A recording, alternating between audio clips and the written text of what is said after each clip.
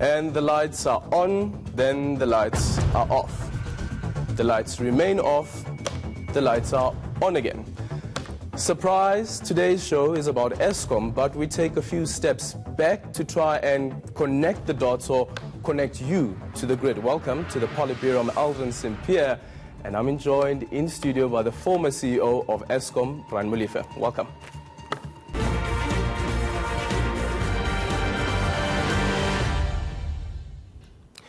It's one of those few things in an unequal country that shocks everyone. Eskom, and the consequences are dire.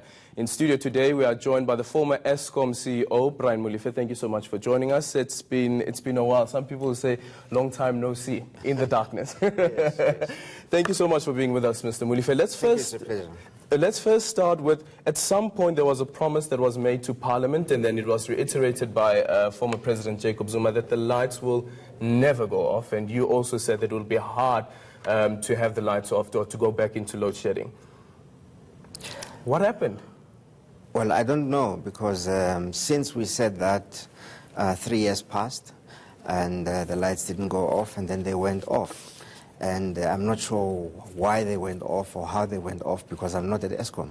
So I cannot say that I appreciate what the problems are, but obviously it means that some things have gone wrong.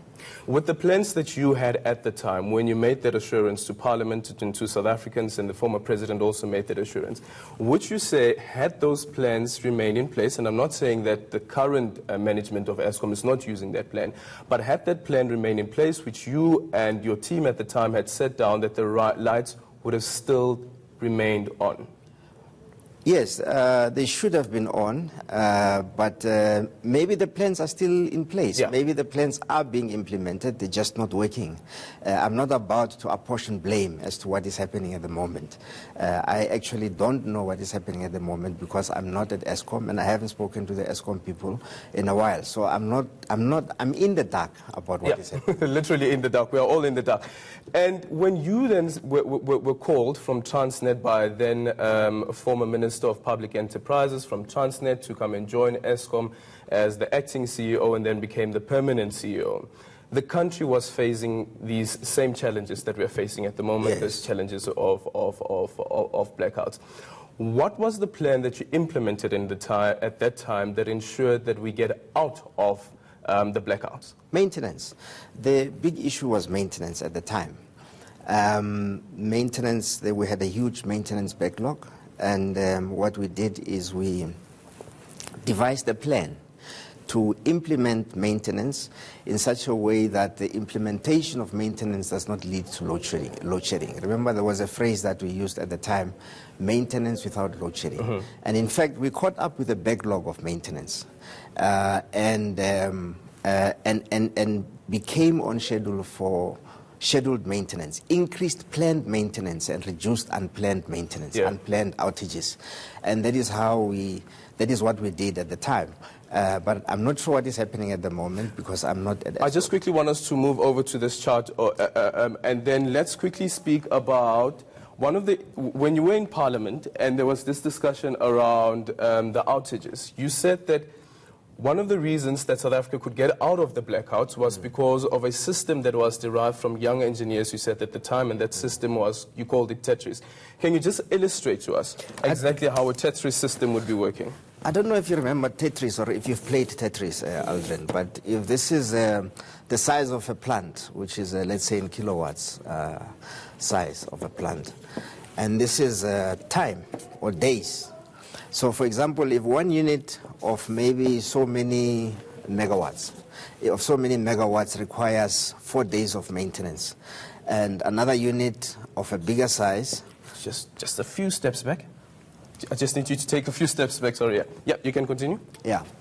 Okay, firstly what we did is we did a maintenance budget.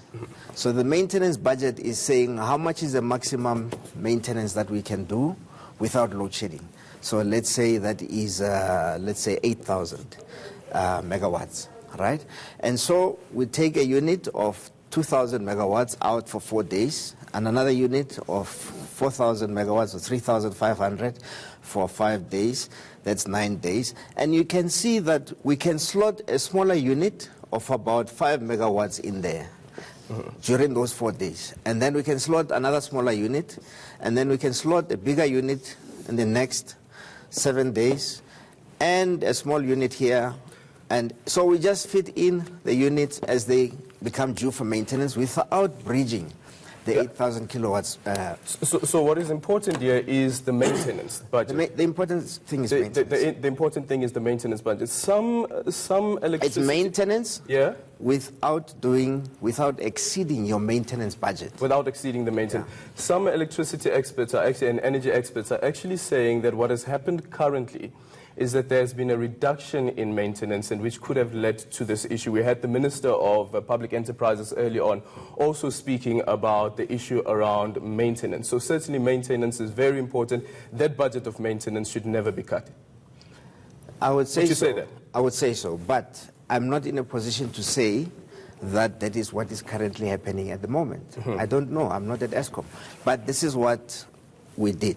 Can we then say, because of this budget, that could have been one of the reasons that Eskom finds itself in the financial crisis that it is at the moment? Because one of the issues that have also been raised, and this is during your tenure, that you are blamed for this as well, is that Eskom's deficit currently sits at around 420, I think, to 420 billion.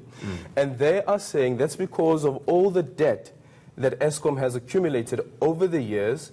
And I think when you had that last press briefing, I think back in 2016 or 2017, Anwar Singh said that the budget was at about 320 debt that Eskom owed. So over these years, that debt has been accumulated because of decisions that have been taken back then during your tenure.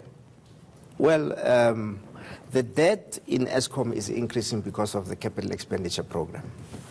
The current revenue is sufficient to cover our current expenses.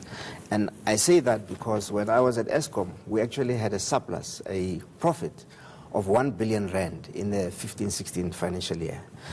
So it is quite possible to cover recurrent expenditure, including maintenance, from current revenue, and use the debt for capex, which is what was happening. Okay, then let's just quickly move on to what currently seems to be the debate around about the issue around filling up what is needed in terms of the demand, is whether that demand is supplied by IPPs or whether Eskom should be privatized. And I wonder whether you have a view on this, because during your tenure you were quite reluctant to sign on IPPs. You should be able to supply electricity to the country and cover demand before you get to IPPs.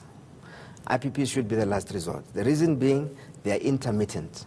So on a week like last week where there was no sun, there was no solar energy. So if you don't have sufficient base power, base load, you will not be able to meet demand. So first and foremost, you have to make sure that from coal and from nuclear, those are the only two sources of base load electricity, you are able to supply and total demand. Because if you try to bridge the gap between total demand and supply with solar or wind, the sun may not be there, and you will have to load shed. There was actually a lot of debate during your tenure why people were saying that we should not be going the nuclear route because it's too expensive. If you were CEO of Eskom right now, would you still say that nuclear would be the way to go? If you watch the Zondo Commission carefully, you would have seen that during Mr. Gordon's testimony, Mr. Pretorius referred to an engineering news article where he was talking about nuclear, where I had said it is possible to implement and to build nuclear power stations without touching the fiscus. The life of a nuclear plant is in excess of 80 years. The repayment period is less than 20 years. And so just from that, it's possible to engineer financially something that can fund an asset of 80 years that will be funded over 20 years. So it is. I still think, I'm convinced it's possible to fund nuclear. I think the problem with nuclear in South Africa became the politics, the personalities, and who was going to do it, not the science or the finance. You mentioned the State Capture Commission of Inquiry, and after the break, we continue with our discussion with the former Chief Executive of Eskom, and we touch on the issue around the State Capture Commission of Inquiry and what came out from that.